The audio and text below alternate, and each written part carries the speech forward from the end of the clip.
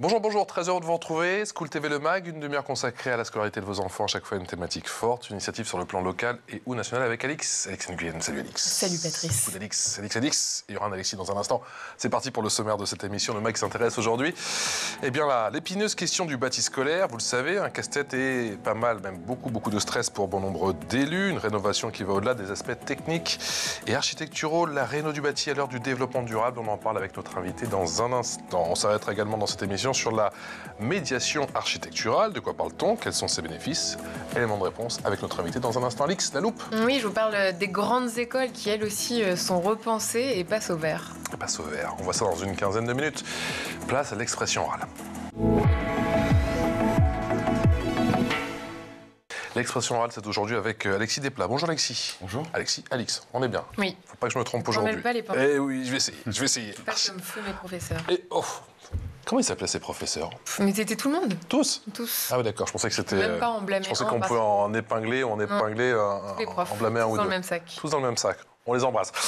Architecte et doctorant, CIFRE. Ouais, c'est quoi CIFRE? Alors CIFRE, c'est Convention industrielle de la formation à la recherche en entreprise. Spécialisé sur la rénovation du bâti scolaire, ça tombe bien. Ouais. Et la participation des enfants. Vous êtes un ancien animateur de la mairie de Paris? Oui, tout à fait, oui, ça. Combien de temps? J'ai travaillé pendant 7 ans pendant mes études pour financer une partie de mes études et d'accord. J'aime le contact avec les enfants. Le contact avec les enfants, justement, en quoi ça a guidé ou a pavé un peu votre avenir, justement, en tant qu'architecte? Ça vous a un peu orienté, j'ai quand même le sentiment que ça vous a un petit peu... Oui, tout à fait. En fait, en sortant finalement de mes études, donc à la fin de mon master en architecture, j'ai intégré une agence qui faisait la rénovation du bâti scolaire. Donc on rénove des écoles d'ailleurs avec des matériaux assez engagés, le bois, terre et paille. Et c'était l'occasion du coup de profiter de mon expérience avec les enfants pour amener à mon sujet de thèse, donc CIFRE, qui est la médiation. Donc comment faire participer les enfants des écoles qu'on rénove à leur propre école, dans ce moment un peu particulier qui est le chantier qui généralement... En quoi c'est important justement de mettre les... Parce que tout le monde fait... Il n'y a pas le choix, il faut rénover le bâti. Il faut trouver les budgets, il faut savoir quand on peut le faire. Bien sûr, les grandes vacances, mais souvent ça ne suffit pas, mais ça, on en parlera. Mais justement, dans quelle mesure il faut mettre les enfants dans la boucle et comment? Alors, si on pose un peu de constat, on a 53 000 écoles en France. Collège, école, primaire, lycée. Il y en a 40 000 à rénover dans les 10 ans. Donc le boulot est colossal. On voit qu'il y a énormément d'accompagnement de la part de l'État, de la part de la Caisse des dépôts, par exemple, pour le financement. Mais on n'a pas forcément d'accompagnement, justement, de la population, de la communauté éducative qui habite l'école et qui va devoir subir d'abord... l'état vétuste très souvent des bâtiments actuels et ensuite le temps des travaux. L'idée c'était donc de partir de ce postulat-là pour à la fois d'un côté faire participer les enfants à la rénovation de leur école, donc finalement en tant qu'architecte intégrer dans la phase de conception des éléments qui seront réalisés avec... Donc, faut pas partir du principe que c'est une perte de temps, parce que bon, on voit les élus, c'est un peu urgent, certains établissements sont vraiment vétustes, il faut quand même prendre le temps. Oui, il faut prendre le temps, je suis tout à fait d'accord avec vous. Après, il y a plein de méthodologies qui font qu'à n'importe quel moment, on peut faire participer les enfants. Que ce soit dans l'imagination du projet de future école, c'est-à-dire en fait en faisant des maquettes, en faisant des plans, en sensibilisant donc, aux matériaux biosourcés, au réemploi, au réusage. Les écoles qu'on rénove, il y a énormément de matériel qui, des fois, part à la poubelle. Avec un peu d'intelligence finalement humaine et d'ingénierie sociale, on arrive à récupérer plein de choses. Donc on sensibilise les enfants, on les fait participer en conception, mais on peut aussi les faire participer en réalisation. On peut leur faire mettre les mains à la pâte. Et là, c'est un moment de chantier assez formidable. Moi, j'ai 2 exemples que je pourrais vous... Allez-y. Ouais. Alors, il y a 2 écoles. Pardon. Il y a une école à Grigny, donc dans le sud de Paris, au sud d'Orly. C'est une école en fait qu'on rénove en paille. Donc l'agence pour laquelle je travaille, c'est Dumont-Legrand Architecte. Hop. Ah bah voilà, super. C'est une petite vidéo que j'ai réalisée justement après l'été. Il n'y a qu'à demander, et vos vœux sont exaucés, votre vidéo. Donc une école en paille. Exactement, donc c'est une école béton années 60 qu'on isole avec des bottes de paille produites dans la région. Donc voilà, il y a aussi tout un cercle vertueux au niveau des matériaux qui sont utilisés. Et ces matériaux, parce que justement ils sont des matériaux traditionnels qu'on avait l'habitude d'utiliser dans nos fabrications depuis des dizaines et des centaines d'années, ils ont l'avantage aussi d'être assez sains à la manipulation. C'est-à-dire qu'ils servent d'isolant? Oui, exactement, c'est une isolation... C'est pas, question sans doute naïve, c'est pas inflammable? Non, alors justement c'est la grande peur habituelle. C'est un classique, mais c'est normal. chaumière plein de feu. Ouais, tout à fait. Alors moi je suis pas un grand chaumière de la paille. Mais tout à fait, en fait, la paille, une fois qu'elle est bien isolée à l'extérieur et à l'intérieur, en fait, il y a l'air qui est capturé à l'intérieur des fibres de paille, n'est plus accessible aux flammes. Et donc il y a eu des tests qui ont été faits sur une école justement à pas très loin, alors, un petit peu calme, à Issy-les-Moulineaux, dans les années 2010. Et l'agence d'architecture qui avait produit à l'époque cette école a fait faire des tests par les pompiers. Ils se sont rendus compte que les performances finalement de résistance au feu étaient presque supérieures à du bâti conventionnel. Donc pas d'inquiétude au niveau de la paille, du bois, ça brûle pas tant que c'est bien protégé. Après, ça nécessite évidemment, comme tout projet architectural, de réfléchir et de bien concevoir l'ouvrage. Deuxième exemple Deuxième exemple, c'est à Melun. Alors pardon, vous me permettez de trop pédaler? Oui. Sur Grigny, donc ce qui est intéressant, on réalisait en paille, les enfants étaient donc en fait dans le temps des travaux sur une école temporaire, on va dire, qui a été construite modulaire, dans une cour de récréation qui, parce qu'elle était temporaire, n'était pas aménagée. Donc le constat justement, c'était de dire qu'il fallait absolument, avec les enfants, aménager une partie de l'espace de leur cour de récréation. C'est ce que vous voyez aux images. Et donc ils ont proposé, ils ont voté, et ils ont conçu de A à Z, avec des plans et des maquettes, un plan de labyrinthe qu'on a construit et réalisé avec des portes de réemploi. Donc c'est toutes les portes qui étaient dans l'ancienne école qu'on justement on rénove. Alors comme on la rénove, on veut des choses un peu neuves, on veut des choses de qualité, c'est normal. Donc voilà, toutes les portes qu'on voit à l'écran, en fait, ce sont des portes qui ont été dévissées, démontées, puis on les a ensemble assemblées pour construire ce labyrinthe. Donc il est permanent. Alors c'est du réemploi, donc comme toujours la durée est temporaire. En plus c'est une école qui de toute façon est temporaire, parce qu'une fois que les travaux seront finis, ils vont réintégrer l'école qui sera rénovée.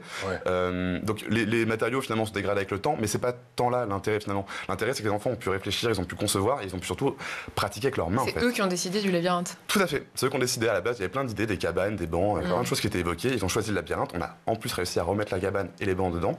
Et ils ont tout fait. Je précise quand même, c'est vachement important pour moi. Ils ont tout fait accompagné par un charpentier traditionnel. Donc il n'y a pas un seul outil électrique qui a été utilisé. C'est que des outils à l'ancienne, les tarières, les vilebrequins, les tournevis, les scies. Voilà, et donc en fait, ça leur permet aussi de manipuler, de comprendre ce qui se passe en fait avec les mains, la connexion entre la main et le cerveau. J'avais déjà entendu qu'ils pouvaient participer à la conception, mais j'avais jamais entendu qu'effectivement, là c'est encore une étape supplémentaire, qu'ils pouvaient manipuler, qu'ils pouvaient eux-mêmes effectivement construire l'objet de leur imagination. Il faut souligner le courage aussi de la maîtrise d'ouvrage, donc la ville de Grigny qui a accepté d'accompagner ce projet. Ils ont pris un risque. Voilà, quand on fait des choses nouvelles, forcément, des fois, on va un peu plus loin que les normes et que les choses qui sont établies. Donc ils ont aussi accepté de prendre ce risque pour ouvrir une porte. Et ce qui s'est passé, c'est qu'en fait, la direction de l'école et les enseignants confirment qu'il y a des enfants qui étaient parfois assez éloignés finalement du milieu scolaire, qui par la pratique aussi manuelle ont réussi à reconnecter. On voit aussi les fondamentaux ensemble. Quand on fait ce genre de choses, en fait, on fait des mathématiques, puisqu'on va mesurer au milieu des portes, on fait de la communication, on fait de l'entraide, du travail de groupe. Donc, c'est toutes les matières qu'on met en pratique effectivement sur un cas concret. Grigny et Melun. Et Melun, c'est la terre crue. Donc Melun, c'est une école qu'on rénove, pareil, donc années 60. Pour le coup, on est plutôt avec de la ouate de cellulose et de la construction terre à la fois en briques cuites traditionnelles, on connaît tous, et des briques crues. C'est les techniques les plus anciennes. Ce que j'allais dire, on revient du coup aux techniques les plus anciennes. La paille, la terre cuite. Exactement. Ça paraît complètement dingue. La bonne nouvelle, c'est qu'avec les normes, du coup, c'est de plus en plus présent dans les bâtiments scolaires. Donc il y a de plus en plus d'écoles. On n'est pas le seul cabinet à le faire, même si on maîtrise très bien ce sujet-là, mais il y en a d'autres qui le font. C'est quoi des briques crues? C'est comme une brique cuite, sauf qu'elle est séchée au soleil. C'est la seule différence. Donc en fait, il n'y a pas besoin d'utiliser de four, donc d'énergie entre guillemets pour transformer le matériau. C'est des produits notamment qui sont très utilisés et très pratiques en cloison intérieure. On va éviter de les mettre à l'extérieur parce qu'ils sont moins résistants à l'eau, mais en intérieur, entre salles de classe finalement, on va pouvoir avoir des qualités acoustiques, thermiques de grande qualité. Oui, ce que j'allais dire, c'est trop dépendant du temps en fait. Voilà, en extérieur, on évite, tout à fait. Mais en intérieur, ça marche très bien. Et en plus, ça a le mérite d'avoir une sensibilité. C'est une matière qui, quand elle est touchée, l'enfant, son rapport finalement à ce matériau, il n'est pas le même. Et justement, ce qui va se passer, c'est que dans moins de 2 mois, on va réaliser dans l'école, avec les enfants, des briques de terre crue. Donc aujourd'hui, on a les méthodes modernes, ce qu'on appelle la BTC, la brique de terre comprimée. C'est avec une presse, on va appuyer dans des moules, ça fait une brique. Et nous, on va les mouler à la main avec les enfants. Vraiment technique. À l'ancienne. À l'ancienne. Mais alors là, très très ancienne. Ça fait 8000 ans en croissance fertile que ça a apparu. C'est vraiment les toutes premières techniques de construction. Mais ça demande pas un entretien particulier, du coup? Tout demande un entretien. On a construit des bâtiments en béton dans les années 60 en pensant qu'ils allaient durer 1000 ans. On se rend compte, même pas 60 ans après, qu'ils sont déjà dans un état déplorable et qu'en plus, on ne sait même pas les réparer. La terre, le bois, la paille, c'est des choses qui sont beaucoup plus simples à réparer parce qu'en fait, il y a une école en Bretagne qui a été construite par un architecte qui s'appelle Loïc Debasse. Ils ont construit une école en terre et ensuite ils ont laissé de la terre sur place pour justement l'entretien. C'est-à-dire que si jamais il y a des petits pets, des chocs qui arrivent, ce qui est normal, c'est une école, en fait, les enfants aussi apprennent à entretenir et à prendre soin du bâtiment. Donc il y a aussi une démarche justement qui s'inscrit dans le temps. Parce que typiquement, une brique en terre crue, c'est pas friable? Plus friable qu'une brique Non, alors, il faut bien la composer. Donc toutes les terres sont différentes, elles ont toutes un usage différent. Par exemple, vers Lyon, on construit surtout en pisé. Le pisé, c'est plutôt des graviers avec du sable qu'on vient de tasser. Les adobes, il faut beaucoup d'argile. Donc on a besoin d'une terre qui est argileuse, mais il n'y a pas de raison que... Enfin voilà, il y a plein d'endroits où il y a des terres qui sont adaptées à ces constructions. Et donc les enfants vont faire des briques d'argile.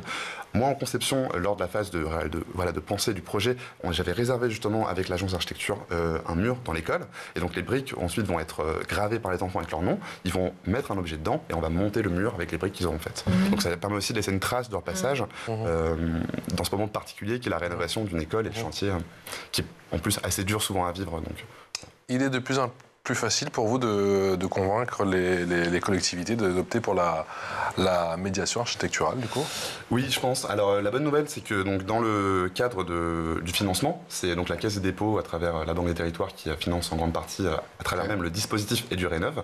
Dans ce dispositif, il y a justement 90 millions d'ingénierie sociale qui sont consacrés à justement l'accompagnement, que ce soit une ingénierie traditionnelle, un peu mathématique, mais aussi une ingénierie finalement d'accompagnement à la médiation justement pour les écoles. Donc les maîtrises d'ouvrage peuvent de plus en plus, les villes peuvent aller chercher des financements pour ces démarches qui en fait sont extrêmement vertueuses. J'en veux pour preuve en fait, les retours qu'on peut recevoir quand on touche un enfant, on touche aussi finalement au quartier, c'est-à-dire qu'il y a les parents, il y a les oncles, les tantes, les cousins, tout le monde est un peu impacté et ça permet de remettre aussi du dialogue dans le chantier qui est souvent un moment où en fait le chantier on va tout fermer, on va mettre des barrières un peu partout, personne ne regarde, personne ne voit, on ne sait pas ce qui se passe à l'intérieur. En intervenant sur le temps long, ça permet aussi de dialoguer, donc de rassurer, d'expliquer les craintes, et au moins d'expliquer les choses en fait. Donc on partage la connaissance aussi. Et puis on voit l'évolution du chantier. Alix. Oui, je me demandais, les enfants, ils ont des priorités quand vous les sondez. Qu'est-ce qui ressort en premier? Alors, priorité dans quel sens, pardon? Dans ce qu'ils veulent en fait. Pour la cour, si on prend un exemple. Oui, la cour. Ils ont tous des priorités très différentes, j'ai envie de dire. Il y en a qui sont très calmes par nature, qui vont avoir besoin d'endroits pour s'asseoir, pour prendre le temps, pour être calme justement. Il y en a pour qui la récré, c'est le moment où ils se défoulent. Je pense que vous savez ça beaucoup mieux que moi. Et du coup, voilà, ils vont. Après, c'est. Et sur les intérieurs, les espaces intérieurs, vous les sondez aussi, j'imagine. Ah oui, ok. Dans ce sens-là, oui. Ce qu'il faut déjà, c'est du beau. C'est important de montrer aux enfants que... Du beau, c'est l'esthétique qui compte. Ouais, je pense que, pour moi en tout cas, c'est quelque chose qui est vraiment central dans la question de l'espace scolaire, puisqu'en fait, un enfant à qui on propose une école qui est en très mauvais état, qui est vétuste, le message qu'on lui envoie, c'est qu'il n'est pas important. Un enfant qui est dans une école dont on a pris soin, dont la collectivité, dont la communauté a pris soin, on lui renvoie le message que son éducation est importante aux yeux de son environnement, des adultes en général. Donc prendre soin du beau, c'est aussi ça, c'est aussi une manière de redonner confiance aux enfants et de montrer qu'on prend soin d'eux en fait. Et c'est quoi justement le beau pour un enfant? Parce que nous, notre regard d'adulte, mais pour eux c'est quoi? C'est les couleurs? Je pense qu'il n'est pas si loin. Alors la couleur est en effet une question primordiale. Il y a eu des études qui montrent que finalement l'état émotionnel peut différer selon la couleur de la pièce. Donc c'est aussi des choses qui, pour être très très scientifique, on peut aller analyser et creuser un peu. Mais en tout cas, voilà, j'ai envie de dire le beau, sinon c'est le même que pour nous en fait. Ils sont éduqués au même standard que nous de qualité architecturale. Donc si on se sent bien, si par exemple l'acoustique est bonne, si on n'a pas trop chaud, si en plus il y a du bois, il y a des matériaux un peu sensibles qu'on peut aller toucher, qu'on peut aller manipuler, voilà, tout ça contribue, je crois, au beau. C'est vrai qu'on parle souvent de la chaleur, du froid. Est-ce que c'est bien... Est-ce que les salles de classe effectivement sont bien... J'ai du mal à trouver mon mot, effectivement. Isolé, merci beaucoup.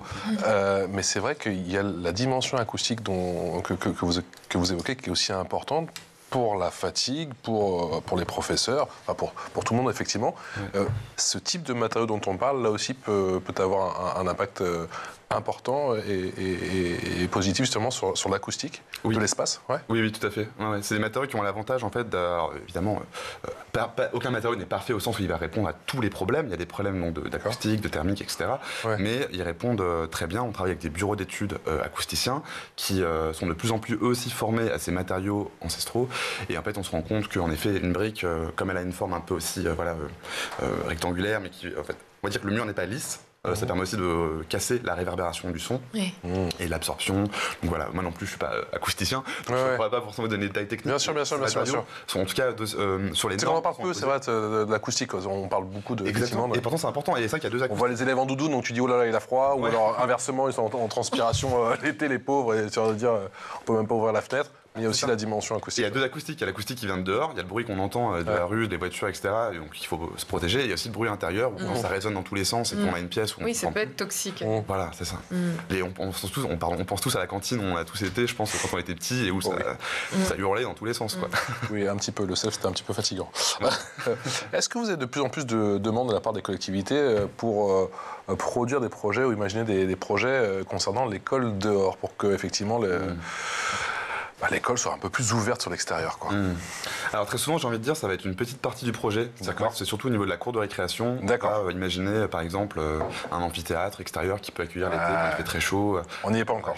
D'accord. Voilà. Donc c'est des mini touches, c'est des petites interventions, on va dire, dans le cadre du bâti scolaire. Après, si on va aller plus loin dans ce que vous proposez, ce que je trouve très intéressant, c'est qu'en fait, la classe dehors, on peut aussi sortir de l'école, on peut aussi aller en ville, profiter des espaces, profiter des musées, profiter des parcs, profiter d'énormément d'activités qui sont proposées par la ville et qui nourrissent aussi les enfants. Est-ce qu'il y a des espaces au sein de l'école qu'on doit mutualiser, justement, quand on fait une rénovation maintenant, ou quand on fait une rénovation, est-ce que c'est trop compliqué et que ces mutualisations sont plutôt réservées aux nouveaux établissements, ceux qu'on va en tout cas bâtir alors si c'est mutualisé au sens de proposer une activité aussi pour faire rentrer la ville dans l'école, par exemple une salle associative, ça arrive qu'on ait des programmes comme ça en effet où on va avoir une porte d'entrée qui va être donnée sur la rue, qui sera évidemment réservée avec un badge, avec des clés ou que sais-je, mais qui permettra... Parce que toutes ces salles de classe, c'est quand même des espaces assez énormes et du coup, alors qu'il y a quand même pas mal de villes où on doit un petit peu pousser les murs pour trouver de la place. Tout à fait. Alors en France, on est quand même dans une logique très fermée, historiquement, on a toujours construit des écoles de façon très fermée, il faut relire Foucault, c'est surveiller et punir. Avec le meilleur, avec le pire, évidemment. Si on compare aux écoles scandinaves, on sait tous qu'elles sont très ouvertes, que pendant la récréation, les enfants sortent dans la ville. Voilà, donc nous, on n'est pas dans cette logique-là. On a eu en plus, malheureusement, plein de soucis ces dernières années avec les plans Vigipirate et autres, qui font qu'on a plutôt tendance à se protéger. Mais votre question est très pertinente, puisqu'en fait, on a un espace qui n'est pas utilisé le week-end, qui n'est pas utilisé le soir, et en effet... on pourrait trouver un intérêt. Et les cours de récréation, vous les repensez de façon à ce qu'on en parle beaucoup dans cette émission, à ce que ce soit un peu plus équilibré dans la façon dont les filles et les garçons occupent l'espace? La fameuse cour oasis. Ouais, tout à fait. En fait, en se questionnant justement sur la place de la classe dehors et en se questionnant sur les usages de la cour, ça permet justement non seulement d'intégrer la biodiversité avec donc, ce qu'on appelle les cours oasis qui ont été lancées par la ville de Paris et le CAUE. Je crois qu'il y en a quasiment 150 qui ont été rénovées là déjà depuis à peu près 5 ans. C'est assez colossal. Et en plus, c'est vrai que ce qui est intéressant, c'est qu'on va faire venir les questions de genre. On va voir la traditionnelle... l'espace les garçons exactement, les garçons qui jouent au foot au milieu de la cour, qui prennent toute la place et qui relèguent les autres sur les périphéries, finalement en replaçant des îlots. Donc c'est ce qu'on appelle la cour en îlot. Quand on commence à imaginer des îlots dans la cour, différentes activités s'articulent les unes avec les autres, et donc ça évite d'avoir l'espace. Et ça, vous l'observez, ça change la dynamique dans une cour de récréation? Vous avez pu l'observer ou pas? C'est pas forcément directement. Non, mais si, vous avez raison. En fait, même quand j'étais animateur, finalement, il y a quelques années, il y avait déjà des écoles qui étaient aménagées en ce sens-là. Et en effet, les garçons ne pouvaient pas jouer au milieu de la cour, donc ils vont plutôt aller jouer au stade après les cours, avec les copains, ou ce genre de choses. Ou trouver un espace qui n'était pas adapté au sens où il n'y a pas les deux cages de foot qui se font face habituelles, et donc ils doivent eux aussi s'adapter finalement au nouvel environnement. Alexis, vous restez avec nous, c'est l'heure de la loupe, et la loupe, c'est avec Alix. Alex, tu nous dis que les grandes écoles passent aussi au vert. Et oui, certaines institutions prennent le sujet à bras-le-corps et repensent entièrement leur campus. Les Échos ont recensé plusieurs écoles qui changent la donne, à commencer par l'EM Lyon, une grande école de commerce longtemps installée à Écully, en périphérie de Lyon. Elle a fait un choix fort, revenir en plein centre-ville avec un bâtiment éco-responsable. Il comprend un chauffage alimenté à 60% par des énergies renouvelables, 500 panneaux solaires sur le toit, des façades conçues pour maximiser la lumière naturelle. 152 arbres ont été plantés sur le site et le changement est assez global puisque la cantine sert 40% de plats végétariens. Il y a aussi l'INSEAD, une école de management implantée en pleine forêt de Fontainebleau.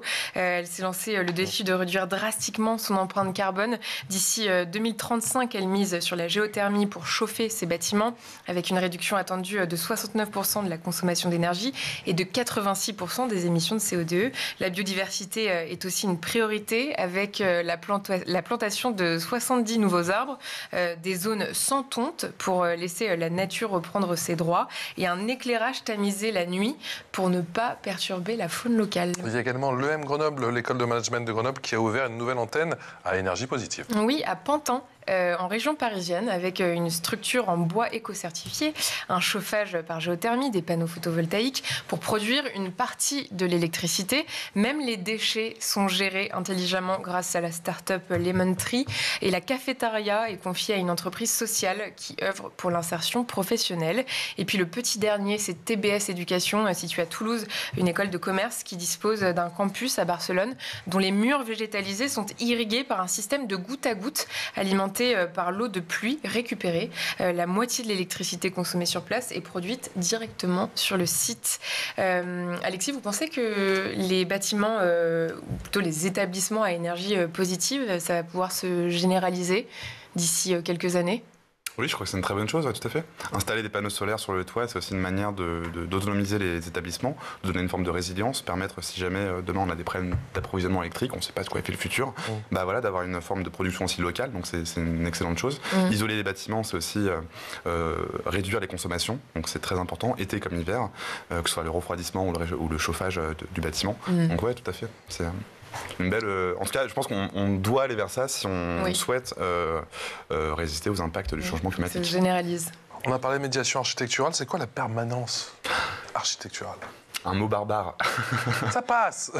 Ça passe. La permanence architecturale, c'est l'idée de... C'est un peu comme le médecin de campagne. C'est donc pas moi qui l'invente, c'est Christine Lecomte, qui était l'ancienne présidente de l'Ordre des architectes national, le CNOA, qui utilisait cette formule et qui est très juste, je trouve. C'est l'idée de dire que, tout comme avant, on avait des médecins à la campagne qui prenaient soin des gens et qui se déplaçaient autour, la permanence architecturale, c'est aller sur place et voir comment ça se passe. En architecture, on a l'habitude de faire des plans dans nos bureaux, derrière nos ordinateurs, un peu éloignés finalement de la première personne qui est concernée, l'usager. Et donc que ce soit dans l'habitat, où finalement on ne sait pas toujours comment les gens habitent, on dessine pour eux des plans de maisons, mais en fait on ne sait pas comment les gens habitent. Donc il y a des besoins des fois très particuliers. La permanence architecturale, c'est l'idée de justement réinverser le concept et se dire qu'on va d'abord aller habiter avec les gens sur place pour comprendre comment ils fonctionnent et ensuite seulement on va s'adapter à eux pour proposer une architecture qui soit plus proche de leur usage. Et donc dans le cadre de l'école, ça veut dire quoi ? Ça veut dire qu'on va venir intervenir. On va pas habiter avec les enfants, mais. Voilà. Eux-mêmes d'ailleurs n'habitent pas dans l'école. Exactement, s'il vous plaît, pas encore. Non, voilà. Tout à fait. Du coup, par contre, on va passer du temps à l'école. Voilà, sur le temps scolaire, tout à fait. Donc pour moi, dans mon cas, j'étais présent sur l'école qu'on rénove à raison de 1 à 4 journées par semaine, suivant les périodes de l'année, pendant à peu près 6 à 9 mois. Il n'y a pas que de l'observation, j'imagine, non ? Il y a aussi des échanges ? Tout à fait. On a fait des ateliers ? Exactement, 6-7 mois d'ateliers. Donc en fait, moi, j'étais avec eux sur le temps périscolaire principalement, parce que c'est difficile de trouver du temps parfois scolaire. Bon, à Grigny, à Melun, on a plus de facilité, donc chaque école est différente. Ce qui est sûr, c'est que en passant du temps avec les enfants, en discutant, en allant manger avec eux à la cantine, en prenant le goûter ensemble, déjà il se passe des choses, on crée un contact, un rapport de confiance qui est pour moi je pense très important. Donc la permanence c'est aussi ça, c'est aussi prendre le temps de voir qui on est en face de soi, arriver avec une posture d'humilité et vraiment aller essayer de comprendre qui sont les individus, les gens, les enfants, les adultes qui nous envient, pour qui on va finalement travailler. Et les enfants, ils comprennent assez rapidement quelle est votre ambition, votre... Ils savent ce qu'est un archi ou pas à la base, plein de préjugés, comme tout le monde en fait. Mais... S'il vous plaît. Oui, c'est normal. Sur tous les métiers qu'on connaît pas. Oui, ils ont des images plutôt. On peut confondre les différents métiers de l'architecture. Ils vont imaginer que sur le chantier, pareil, il y a différents métiers qui se superposent, qui se mélangent. Ils vont penser que c'est très mathématique. Ils vont imaginer que l'architecte a besoin d'être très très fort en mathématiques, en dessin, que ce soit finalement un grand artiste. Alors qu'en fait, on a tous des compétences diverses suivant nos parcours. Il n'y a pas. J'ai un pote, mon meilleur ami, était nul en maths, mais il a fait archi. Il s'est un peu accroché. Voilà, mais c'était pas non plus. C'est ça. Il m'a dit quoi. Exactement. Il est devenu archi, donc il s'est accroché. Donc leur montrer aussi que c'est possible. Ça, c'est une chose qui est très importante. Pas des intégrales non plus. Donc, sauf s'il y a des calculs de force, tout ça, je sais pas. Non, justement, on n'est pas ingénieur en fait. En France, c'est une formation qui est plutôt orientée sur le dessin et la conception en tout cas. Donc voilà. Et en effet, on a fait plein d'ateliers avec les enfants. Donc sur le temps aussi scolaire et périscolaire, on a fait la sensibilisation. Donc j'ai fait intervenir des spécialistes de la terre crue, des spécialistes de la paille, des gens qui suivent le chantier. Donc il y a aussi une petite partie du métier architecture. Et on a fait des plans, on a fait des dessins, on a regardé la ville, on a imaginé des choses. On a fait des maquettes. Par exemple, donc le labyrinthe qu'on voyait tout à l'heure, ils ont fait plein de peties maquettes pour imaginer à quoi ça pouvait ressembler. Ensuite, les maquettes étaient présentées en conseil de délégués et il y avait des votes, donc voilà, tout ça a été aussi très collégial. Il y a un petit peu plus de monde sur le temps périscolaire ou pas? Tiens, d'habitude ils sont 4-5, ça nous arrange pas, depuis qu'il est là, Alexis, ils sont 20 le soir, tu sais. Ils font des maquettes, tu sais. C'est vrai qu'il y avait des ateliers avec une petite trentaine d'élèves quand même, c'était un peu sportif. Ah, mais, trentaine, d'accord. Ouais, tout à fait. Et même en classe, donc là à Melun, pour le coup, on a réalisé la maquette de l'école, elle est magnifique, c'est assez hallucinant le travail qu'ils ont effectué les enfants, toutes les classes ont pu participer, donc voilà. Il y a plein de modalités en tout cas pour faire la médiation, et la permanence architecturale, c'est aussi ça, c'est avant tout arriver et c'est de s'intéresser aux gens pour qui on va construire. Et quand vous les sensibilisez, vous sentez qu'ils sont touchés par le sujet de l'éco-conception, l'importance d'utiliser des matériaux éthiques? C'est rigolo parce que les tout petits, par exemple, les maternelles, quand je leur parle de la Terre, le fait qu'ils vont peut-être la manipuler, ce qui leur fait peur d'abord, c'est plutôt les petites bêtes. Alors ça, bon, c'est lié à leur âge. En grandissant, c'est pas forcément, je pense pas qu'ils soient sensibilisés avant, mais quand on leur fait comprendre l'intérêt, petit à petit, c'est eux qui reviennent en parler. Et je pense notamment à autre chose, mais les plans, par exemple, très souvent quand j'interviens dans une école, je vais montrer les plans de l'école, je vais montrer les plans du projet. 2-3 semaines après, je reviens, je leur demande à eux de dessiner le plan de leur école, et là on voit qu'il y a des choses qui sont passées. Là on voit que d'un coup ils commencent à... C'est vraiment hallucinant, ils font des plans, mais c'est magnifique, quoi. Ils dessinent les meubles un par un, les chaises, les tables, le bureau de l'enseignant. Alors là, en plus après ils rajoutent dedans des restaurants qui sont pas les restaurants, enfin je vais pas citer de marque, mais... mais enfin toujours est-il que c'est assez riche de voir qu'en fait aussi c'est sur le temps long que ça se passe, et en fait en intervenant une fois ou deux, on se rend compte qu'il se passe des choses, mais c'est en revenant aussi quelques mois après qu'on voit que les choses ont infusé et qu'ils se sont appropriés en fait ces connaissances. On a beaucoup parlé de Marseille forcément concernant la rénovation du bâti, ça fait les gros titres et c'est vrai qu'il y a eu pas mal de reportages et aussi c'est peut-être aussi pour ça que ça a un petit peu bougé. C'est quoi le concours Marseille Ville Récréative? Marseille Ville Récréative, c'est un concours qui est porté par la revue Topophile, auquel donc je fais partie, comité éditorial. Topophile, oui, revue gratuite en ligne qui parle notamment d'architecture scolaire, entre autres, et d'architecture en général, engagée. Et la Fabrique des camps pédagogiques, donc, qui est un collectif, une association qui s'est lancée après le Covid, enfin même pendant le Covid, pour aider et accompagner les enseignants qui étaient un peu démunis à ce moment-là. Et donc maintenant, on a une forme de synergie entre donc, cette revue et cette association, et on a lancé ensemble sur une idée de Thierry Paco, qui est philosophe de l'urbain, le concours de Marseille Ville Récréative. Donc l'idée, c'est, vous venez de le dire, hein, Marseille c'est 400 écoles à rénover en l'espace de même pas 10 ans, ils en ont quasiment 90 qui sont lancés, c'est colossal, ils font un travail qui est vraiment au niveau de la mairie et au niveau des services de la mairie, donc la SPEM, qui est une maîtrise d'ouvrage déléguée, un travail qui est colossal, c'est très dur à mettre en place et ça prend du temps, c'est normal. Parce qu'en termes de coopération, j'imagine que c'est compliqué à mettre en place tout ça là, tout ce petit monde effectivement. Et oui, une mairie qui d'un coup se retrouve à construire. Alors, il faut savoir que c'est le cas pour beaucoup de mairies en France aujourd'hui. Hein. Comme on a le décret tertiaire qui impose aux bâtiments publics d'être rénovés, les écoles sont un enjeu très ciblé, très important pour toutes les politiques, quel que soit le bord. Voilà, enfin, c'est très compliqué de rénover une école, c'est normal, il faut apprendre comme tout le monde, qu'on soit architecte ou qu'on soit maîtrise d'ouvrage. Et donc, la mairie de Marseille s'est fait accompagner par l'État et par une maîtrise d'ouvrage déléguée, qui est la SPEM, qui en effet fait ce qu'elle peut en prenant de l'expérience petit à petit pour rénover toutes ces écoles. Et donc, comme elle rénove tout le bâti scolaire de Marseille, nous, on a voulu les accompagner et leur proposer en fait aussi de réfléchir, de faire un appel à idées autour de donc, la classe dehors, dans l'espace public, autour des écoles qui vont être rénovées à Marseille. Donc, il y a 3 échelles. On s'est basé sur 3 écoles qui viennent d'être rénovées pour l'échelle S, en demandant aux étudiants et jeunes praticiens d'architecture, d'urbanisme, de paysage, mais aussi enseignants. On a d'ailleurs des équipes qui sont inscrites pour le concours, là, à peu près. Je vous donnerai pas encore les chiffres, mais c'est plutôt chouette, c'est plutôt positif. Allez-y. Bon, on a une trentaine d'équipes inscrites, c'est vraiment super. Bah, c'est cool. Faut dire, attendez, ça marche, c'est cool. C'est génial. Et en fait, il y a des étudiants en architecture, mais il y a aussi justement. Vous avez même l'air surpris du succès, c'est super. Tout à fait, ouais. Et donc, alors l'inscription se fait avant le 1er avril, donc c'est pour bientôt. Et les dossiers sont à rendre avant le 1er mai.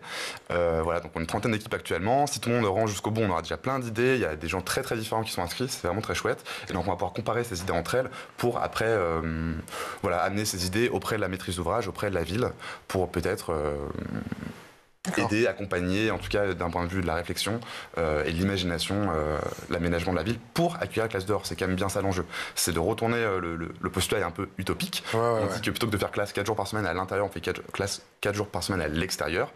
Marseille étant une ville très voiture et tout, il y a plein de boulot à faire, il y a plein d'aménagement en tout cas possible pour accompagner cette classe dehors. Voilà, donc ça c'est l'enjeu global. Je suis désolé, c'est un peu flou. Mais non, mais c'est très bien. Ok, super. Donc l'échelle S, locale à côté de l'école. L'échelle L, c'est comment est-ce qu'on reconnecte des quartiers entre eux pour connecter les écoles avec les artisans, avec plein de choses qui se passent aussi dans la ville. Et l'échelle XL, c'est vraiment on dézoome, on propose aux gens qui veulent participer à ce concours de s'interroger comment recréer les grandes trames de la ville, trames bleues, trames vertes, qui connectent les parcs, la mer. Alexis, j'ai une mauvaise nouvelle. Faudra revenir.